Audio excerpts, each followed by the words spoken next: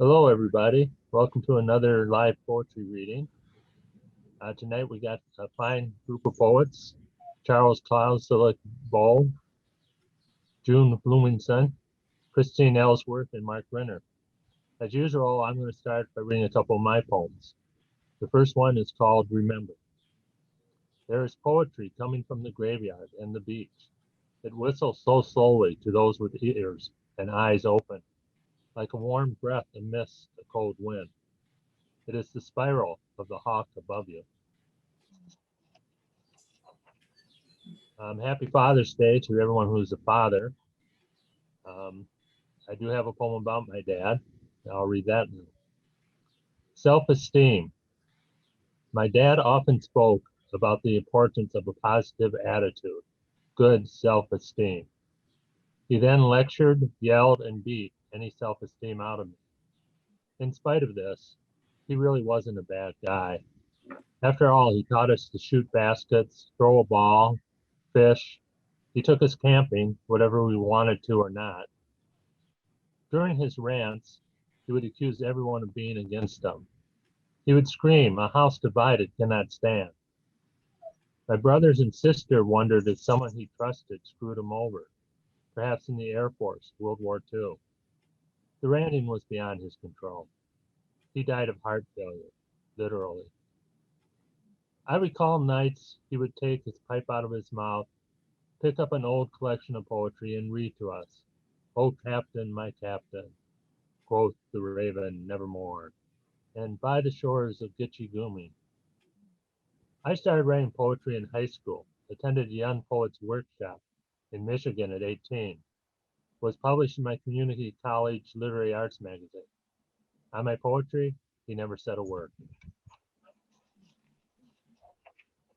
And now I'd like to introduce the first reader.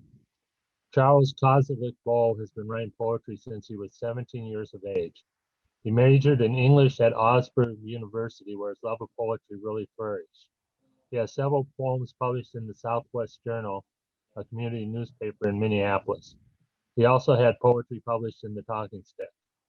When not writing poetry, Charles makes his living doing and teaching Reiki healing, tarot reading, and spiritual direction. Take it away, Charles. Thank you, Ron. Good evening, everyone, and happy Father's Day and happy summer solstice. I have a couple of poems that really reflect around the time of the solstice, so I'm going to start with those. My first one is called Midsummer's Night, which was last night.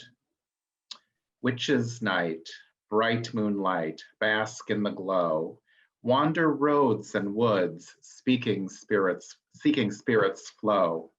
Mask the musk of discontent and open up your eyes. See the magic happening now and fill with joyful surprise.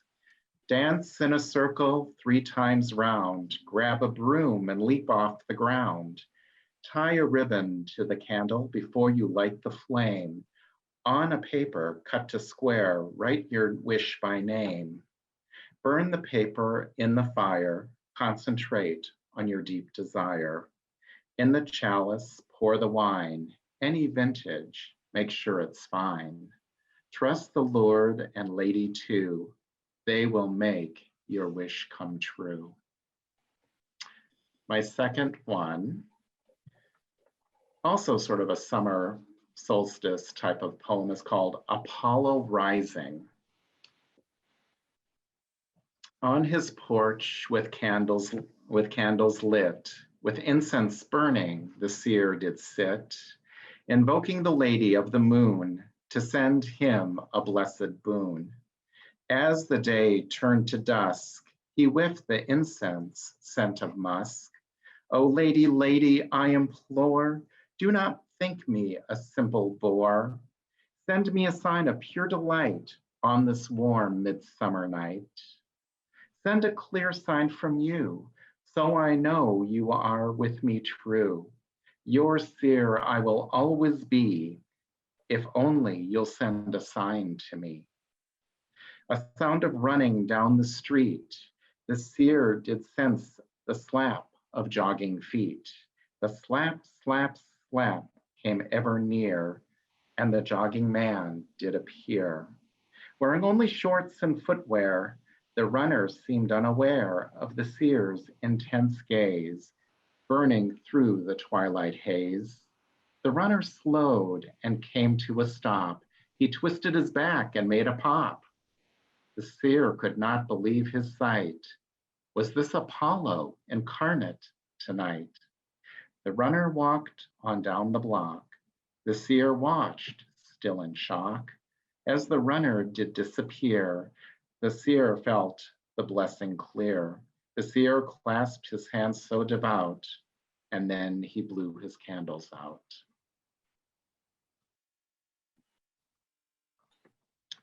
The next one is called The Summer of Dying and Living. This, like so many other summers, is a summer of dying and living. In the beauty of spring, I got great news. A scary lesion, one that frightened me into action, was gone. Gone. Yeah, gone from the energy of Reiki and prayer, sucked up and transformed by the divine. A new lease on life, the right to continue breathing, dreaming, and living. As dreaming and living continues on, death encroaches, its bony fingers sending chills to those around me. As I continue breathing, others around me stop. The next door neighbor, a relative. There always seems to be someone I know who is dying. Ever since I was 24, the years blur under death's steely presence. I've wondered if this is a twist of karma, some weird fate. Yet I breathe and continue dreaming and living. Walking in a nature reserve, all prairie and wildflowers, a beautiful summer day of living. One day, these yellow black-eyed Susans and purple cones will meet their end of frost, but not today. We all feel the kiss of the sweet summer breeze as we continue breathing and living.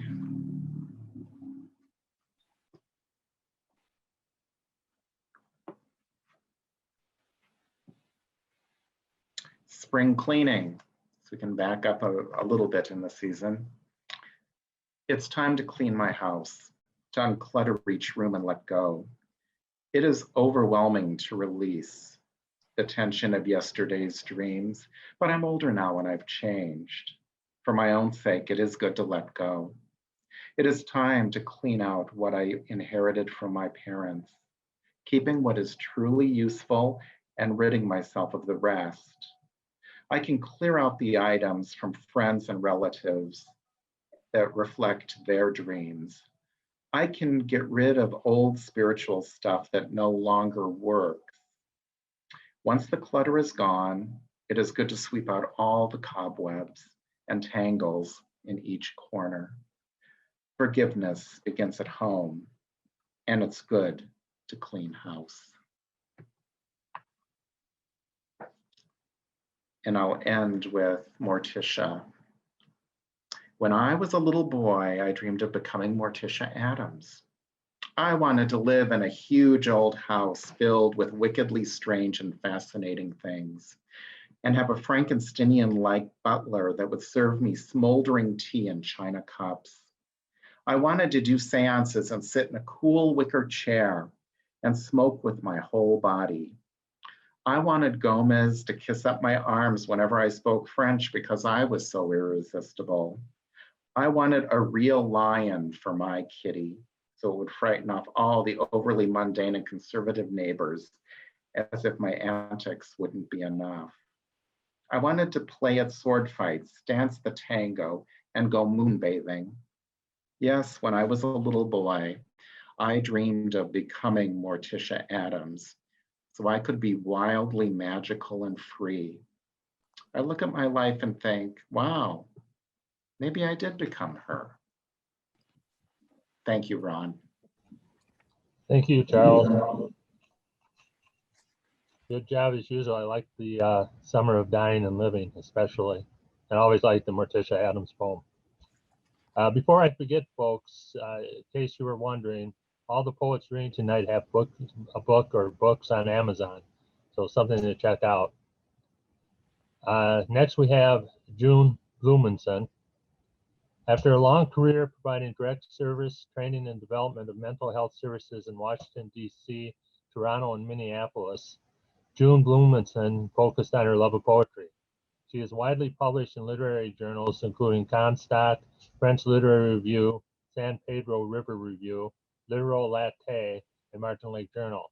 She was a finalist for Nimrod's Pablo Neruda Prize for Poetry and is the recipient of the Loft's Literary Center's Sacred Shorts Award for her poem Dogs of War that was installed at the Minneapolis Institute of Arts. Her collection of poetry, A Scythe of Moon, was published by Cal State Books in 2020. She lives in Minneapolis and creates a poetry reading series, facilitates writing groups, and is a member of the Poetry Therapy Network. Take it away, June. Thank you, Ron. It's a joy to be here and to meet the other poets this evening. I'm going to start out with a poem that was inspired by a short story entitled ASDF that I recently read in the New Yorker. It was written by Saeed Seyra-Fizadeh, and I took a epitaph from the short story.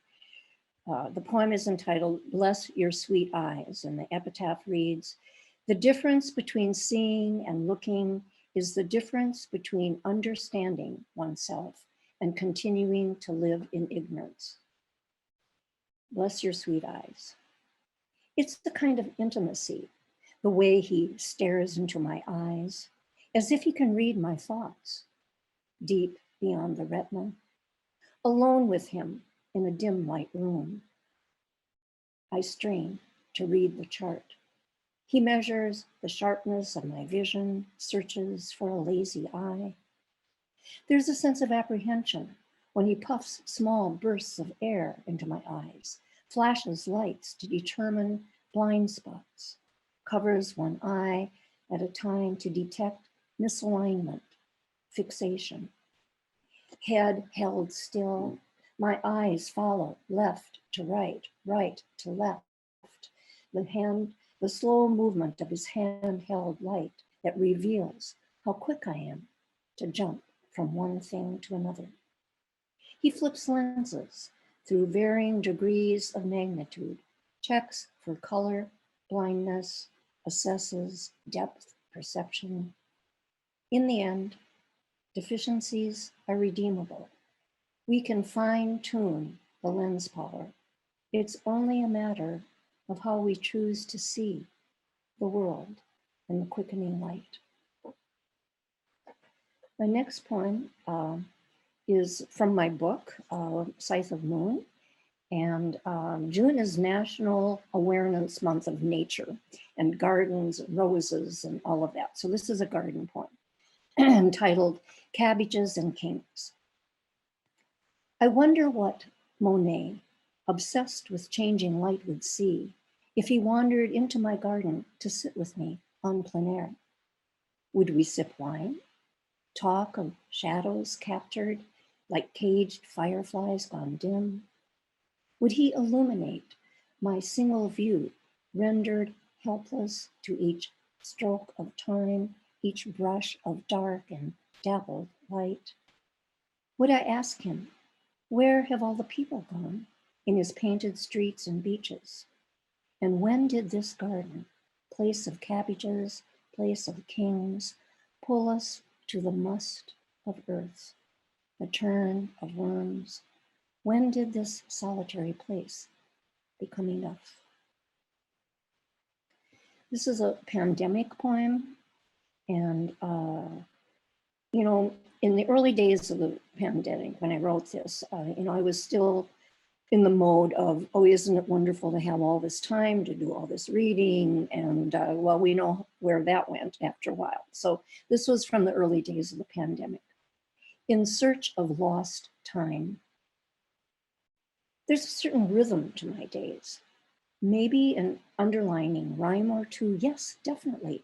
A fundamental, fragile hum as I monitor my whereabouts, regiment my daily tasks. I hardly ever know what day it is. Have taken to color coding my clothing, blue Monday, white on Friday, to ensure, as in some cultures, happiness will permeate the day. Quarantined to reflection, I read a graphic adaptation of Proust.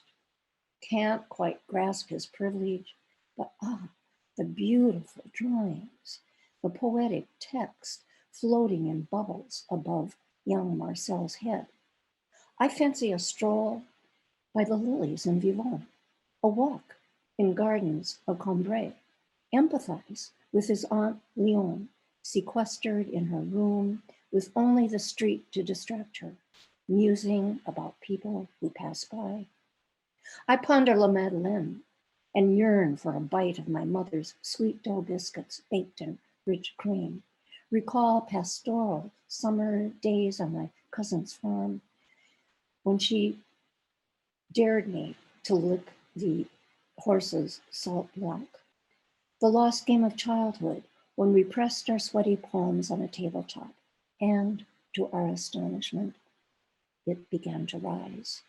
In my garden, wafts of honeysuckle surround me, bird song, a little phrase, a caress. And the last two poems I'm going to read, today's my birthday. So I'm going to read a poem honoring my parents. The first one's going to honor my ancestors. And okay, it's called Interwoven, ancestry.com. Instead of crouching by a campfire, picking fleas from buffalo hides draped around shoulders, I imagine them weaving. What shall I create? A Neanderthal must have thought as she braided fibers. Her hyoid bone allows her to speak. Her brain is huge, her speech broken.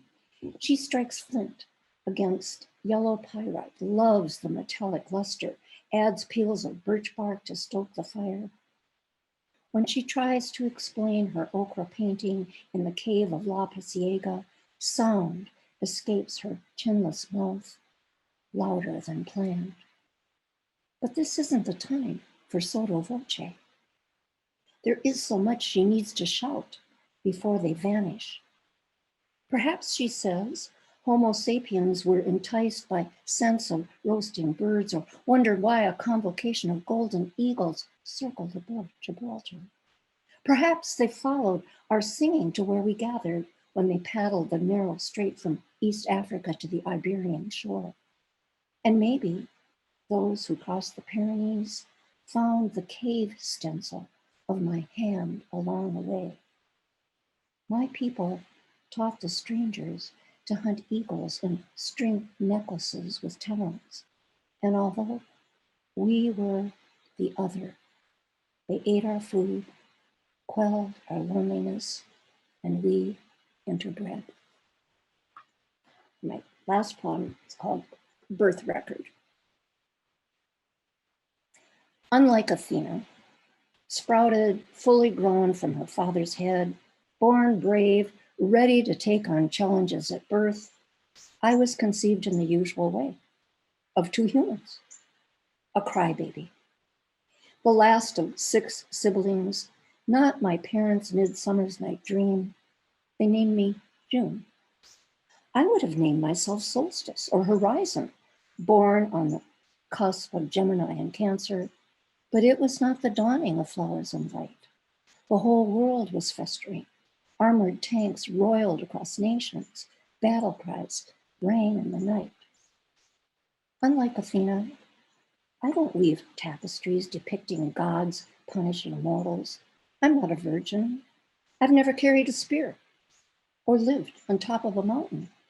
And yet, like Athena, I was born in an extraordinary way, nurtured in a mortal mother's womb, dropped into the birth canal, crowned at the vaginal opening, pushed head first into the unknown, wailing.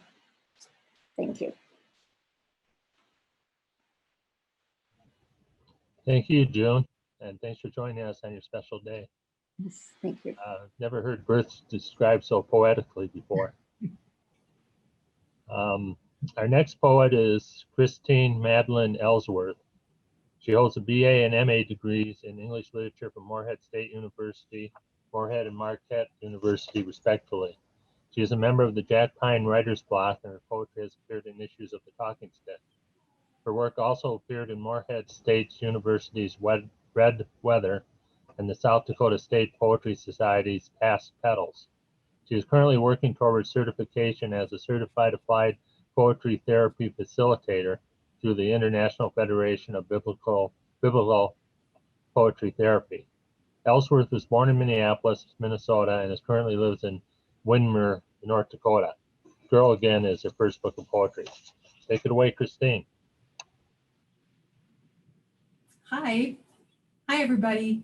It's great to be here. Thank you for the opportunity, Ron. So I'm just going to jump in and start reading the first one here. It's appeared in the last fall's Talking Stick. It's called Kitchen Table. Close cousins dragged the family farm table and 2 chairs from the perspiring inside out onto the soft July lawn nearing moonrise for a post-picnic talk under the stars near a lake in Becker County, Minnesota. One hand-carved oak leg of the table sinks under an elbow, pops up with the weight of the others, and their spilled Chardonnay makes of laughter a leavening. Within moments, the glass pitcher, topped with their icy wine, sweats a faint water sheen and sets new dark circles, hastily hand-sopped, but soon enough set in the soft old wood already scarred, with Uncle Siggy's initials the night his sister Linnea arrived in 22. The soft depression where the weekly bread was kneaded for decades, and the corduroy gouges set by the Alice Chalmers Model B engine Grandpa Joseph rebuilt during the harrowing winter of 1947. This evening, their soft, reverent voices recount the familiar old stories of beloved godmother Astrid, or the stern hired hand Paul, or the babies that died of diphtheria and the still that brewed hooch in the 30s when no grain would grow. Now the year's news, the mass shootings, hurricanes, starving polar bears, scares them equally, and with their heads close in the dark, the 2 talk over the faint, ghostly rings and unclaimed tattoos on the ancient table, while overhead, acorns dance on the northern red oaks growing slowly toward the farmhouse rooftop.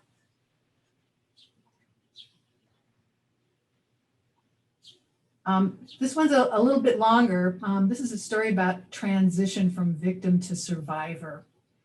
This was originally published in Minnesota State University's Red Weather. Rembrandt's Light. A number 4 pencil drew his dark things, hand-rubbed shadows in the hollow parts of breastbone, lip, and temple, blackened, blurry question marks that pocked the bedroom walls, and rows of daggery dots sketched hastily across inverted exclamation points so heavily graphited that they dully pewterize. It was a fine tool for slashing, too, serrated the rumpled, black-eyed page, my jagged rip, tear, and shred. Distorted axis lines detailed a cross-hatched hard edge, punctured and drained the living tint of human skin. But it was finally snapped into the back of an institutionally pink room where he took drawing lessons in a thin gown, was the used-up eraser and splintered piece with the countersunk to bare wood molar marks that he put there himself. They calmly presented clean ragstock and a sharpened number 2. Expected illuminations promised me pastels. Came years then of the slow divergence from that old master, sometime hiding in hotels and lights out rental cars on back streets, disappearing in broad daylight in between the stark lines of realism. Later came the courtrooms lined with young lawyers, brandishing their letters of metallic legalese in the days of carbon copy records, that slurry of pigments winding through offices in an Escherized procession, one hand shaking another, yet attached at a common source. There was no true perspective in those pen and ink times.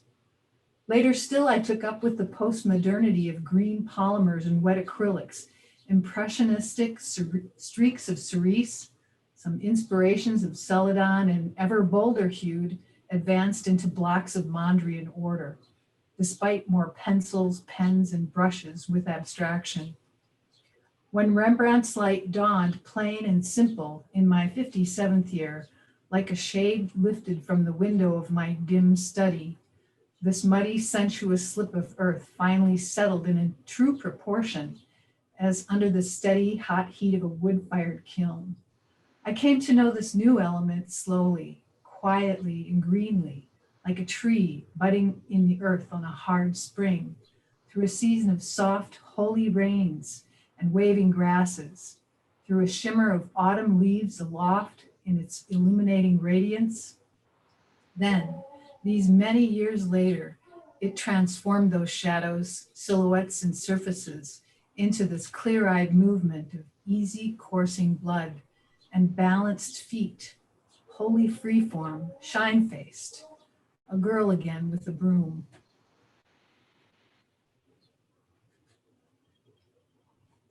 Here's one about one of my best friends in the entire world. Victoria heals herself. Her wide, white hips, so remarkable, made black men in the streets of Chicago turn and stare, take note in hushed O's and raised eyebrows when she passed. She knew they did. She always says with that dazzling smile, certain men like big hips. And it does take a discerning gent to see the strength in her swagger, to see how those hips have carried her home day after day for more than 60 years, through her childhood in Milwaukee, through a marriage, through grad school in Indiana, to Norway and back, to the ritzier suburbs of Chicago. She'd be strong. So when the cancer showed up a second time, the surgeons harvested some subcutaneous treasure from those amazing white hips and fashioned a new breast for a matching pair. Victoria healed herself with herself. Certain men still flirt with their beautiful brown eyes. She still got her swagger. She still be strong. She likes to say, with her hands on those wide white hips, these babies have saved my ass more than once.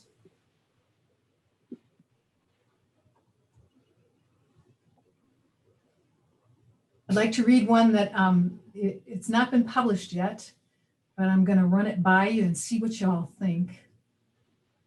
It's called What to Wear While Saving France. What to wear while saving France. Don't worry, it's been saved already by a woman who looked much like we do today. And what with our cropped hair and our menswear, we would have burned at the stake too. Since most of us do hear divine voices, such as what guides us to plant tomatoes today and not wait till tomorrow, or when to open the door to a stray cat. It's the same wisdom that taught us as primeval women to draw new life from inside ourselves and bravely sever that cord, setting all of us free. Some call it witchcraft or strange lunar influences. And it wasn't just the old kings and those middle-aged Burgundians who were moved to strike flint by such unparalleled power. These days, you'll not be killed for wearing trousers or offering good counsel to, say, the mayor. But you'll still need to advance hard against the prejudicial ranks and rally an army to reason when the need arises, as it will, as it does daily, to thwart that ancient fear.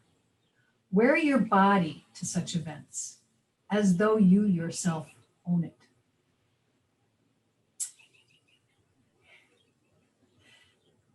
Then I think I will finish here with From a Defeated Position. She is crouched.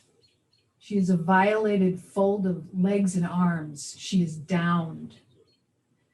She is numb. She is collapsed. She is breathless, but takes in an upwelled breath. She blinks. She unlocks a fist She rolls her weight back upon her heels, braces one thigh muscle, then the other, and hauls the whole of herself up onto her feet, and so stands. She slowly unlocks the other fist and brings both palms together, then flings wrists wide, and opening her mouth, sings a victory of soft stars into the night sky. Thank you.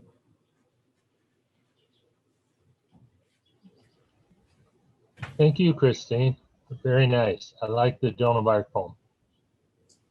Next up, we have Mark Grinyer. Mark Grinyer has published poetry in print and online literary magazines across the U.S. and overseas. His poems have been published in the Kansas Quarterly, the Literary Review, the Spoon River Quarterly, the Pacific Review, Perigee, Cordite, Writers Resist, Crosswinds Poetry Journal, Irises, the University of Canberra Vice Chancellor's International Poetry Prize Annual, and elsewhere. A chapbook, Approaching Poetry, was published in 2017 by Finishing Line Press. He is currently writing and living on the edge of the Cleveland area, Marguerite. I first, yes, I would like to read, first of all, thank you all for being here, and I'm enjoying your poetry. First poem I'd like to read is a poem about my childhood. It recalls my father was in the Air Force, and we were stationed in Tripoli, Libya. And on the way back from there, we took a trip around the Mediterranean to see all the tourist sites. And this poem is about that part of that experience. It's called Remembering My First Look at Michelangelo's Pietà. I remember that first shiver of recognition.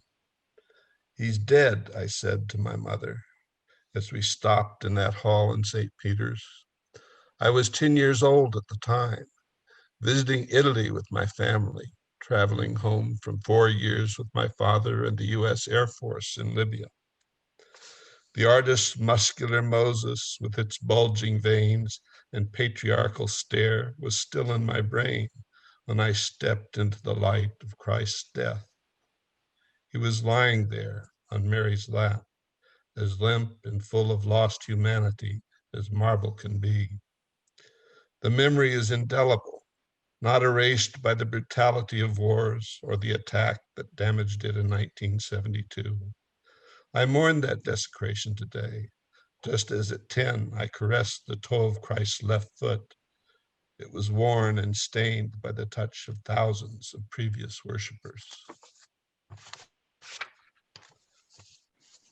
Thank you. The next poem is a poem I wrote after spending weeks watching this egret in the Santa Ana River on my way to work in Fullerton.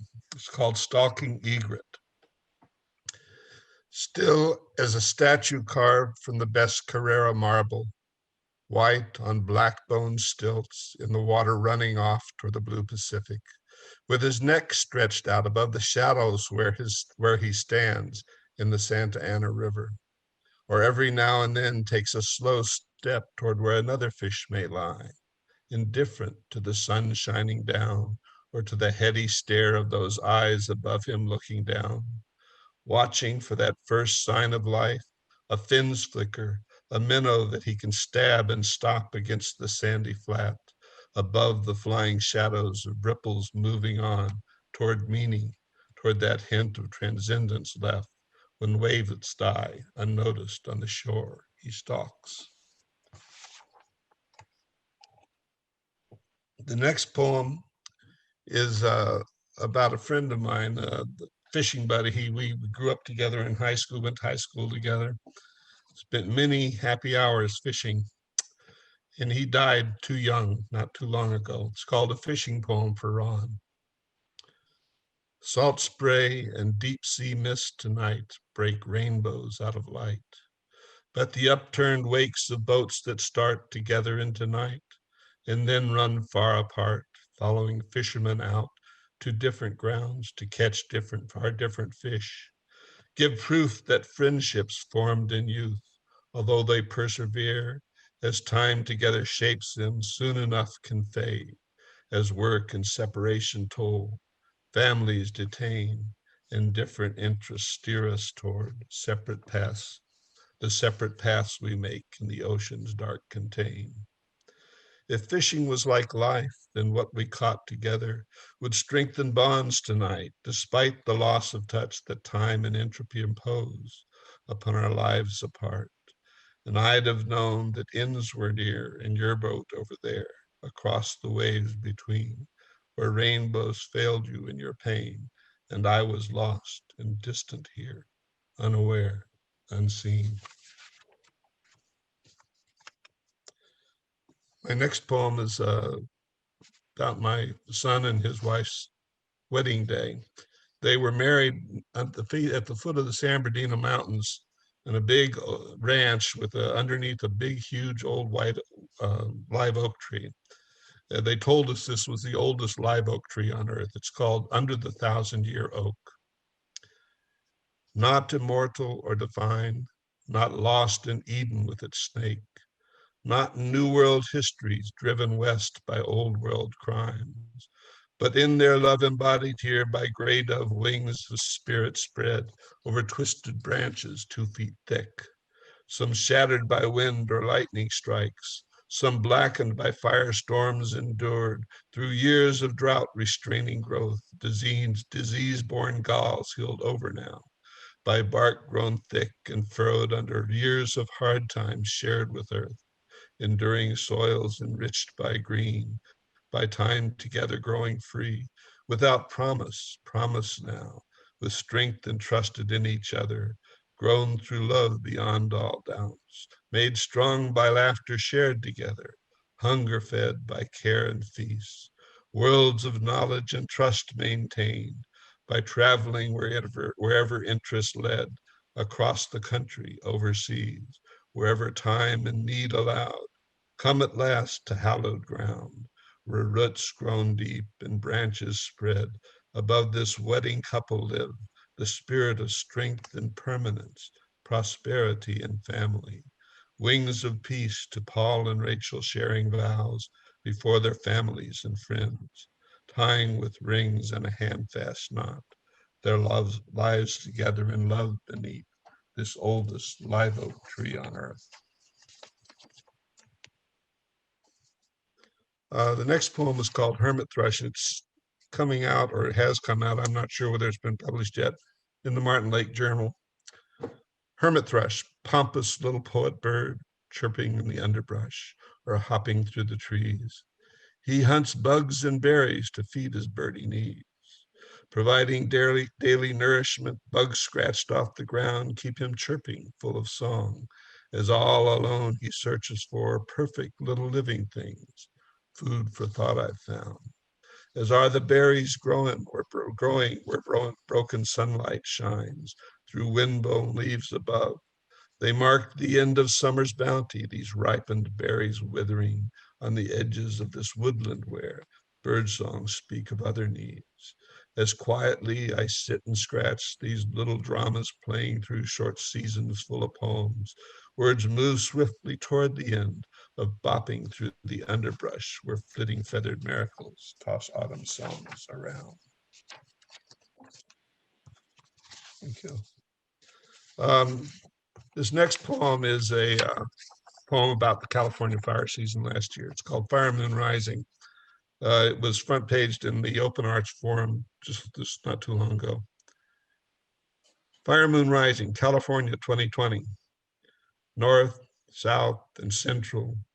Wildfires under a quarter moon threaten the entire state.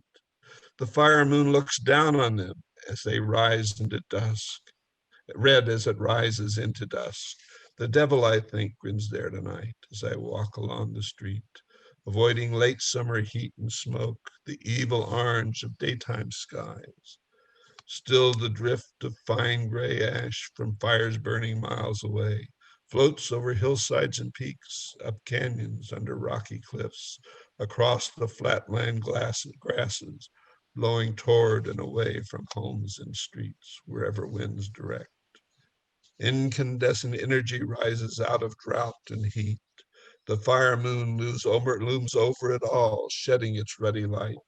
is there for all to see when they look up, awaiting the new dawn's break. And the last poem I'd like to read is in my book, my chapbook, Approaching Poetry. It's called Varieties of Snow.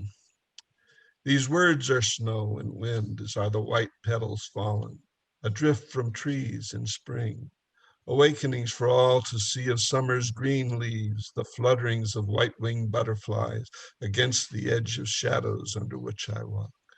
As I look up and see in the fall sun's glare, white as light made soft, a sift of down floating down, of cottonwood seeds aloft. And these are also snow, as dropped like flakes of ice on singing winds, the waking up of dour winter calls, the crystal snow of time home to all. Thank you. Thank you, Mark. Very enjoyable poem. Thanks. Well, that's it for the reading. I'd like to finish with a poem by Shelley, but before I do that, I want to thank all the readers tonight and all the viewers, and a special thanks to the Minneapolis Television Network and Valerie Lockhart for putting this thing on. And here is Ozymandias. I met a traveler from my antique land who said, "Two vast and trunkless legs of stone stand in the desert. Near them, on the sand, half sunk, a shattered visage lies, whose frown and wrinkled lip and sneer of cold command tell that its sculpture well these passions read, which yet survive. Stamped on these lifeless things, the hand that mocked them and the heart that fed. And on the pedestal these words appear, my name is Ozymandias, king of kings. Look on my works, ye mighty in despair. Nothing besides remains. Round the decay of that colossal wreck, boundless and bare, the lone and level sands stretch far away." Thank you, everybody. Have a happy Father's Day, all you fathers. Next time we do a live poetry reading, it'll probably be September, so have a nice rest of the summer. Hopefully everybody who needs rain gets rain. Take care. Thanks. Thanks, Ron, everybody else. Yeah, thanks a lot. Thank you.